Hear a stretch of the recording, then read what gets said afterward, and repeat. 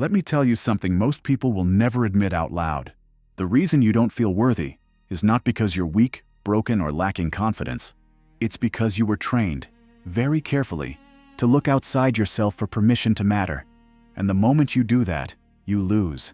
Stay with me, because in the next few minutes, I'm going to show you why most confidence advice secretly keeps people insecure, and how the Stoics built a form of self-worth that doesn't crack under pressure, rejection, or silence.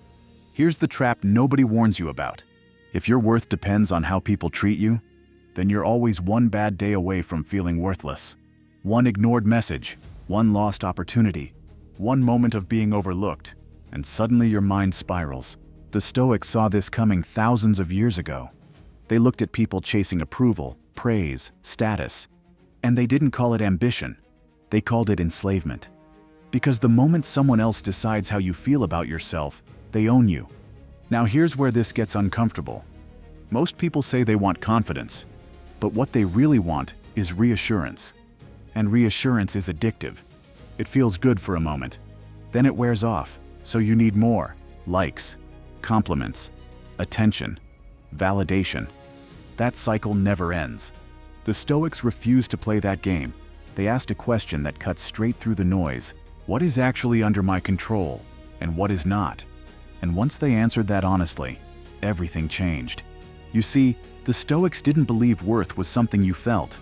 They believed worth was something you earned daily through behavior. Not in public, in private. This is the part modern culture hates. Because it means no shortcuts, no affirmations, no pretending, no hype. Marcus Aurelius didn't wake up telling himself he was special. He reminded himself that he could fail, that people would disappoint him, that life would be unfair. And then he said, act correctly anyway. That's not pessimism, that's power. Because when your self-respect comes from how you act instead of how you're treated, something dangerous happens. You stop begging, you stop explaining, you stop shrinking to be accepted. Let me tell you the real Stoic definition of self-worth. Self-worth is self-trust. If you don't trust yourself, you will never feel worthy, no matter how much praise you get. And most people don't trust themselves. They break promises to themselves constantly. They say they'll wake up early, and don't. They say they'll speak up, and stay silent. They say they'll change, and delay. Every time that happens, something inside you keeps score. Your mind quietly says, I can't rely on you. And that's why confidence feels fake. The Stoics fixed this by doing something brutally simple. They made their word to themselves sacred, not dramatic promises. Small, non-negotiable standards.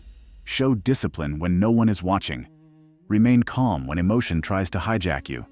Choose restraint when impulse screams. This is how self-respect is forged. Not by feeling good, by doing what's hard. Here's the shift that makes this viral level powerful if people actually apply it. Stop asking, do people respect me? Start asking, did I respect myself today? That one question changes everything. Because when the answer becomes yes, repeatedly, your posture changes, your voice changes, your energy changes. And people feel it. Not because you demand respect, but because you no longer need it.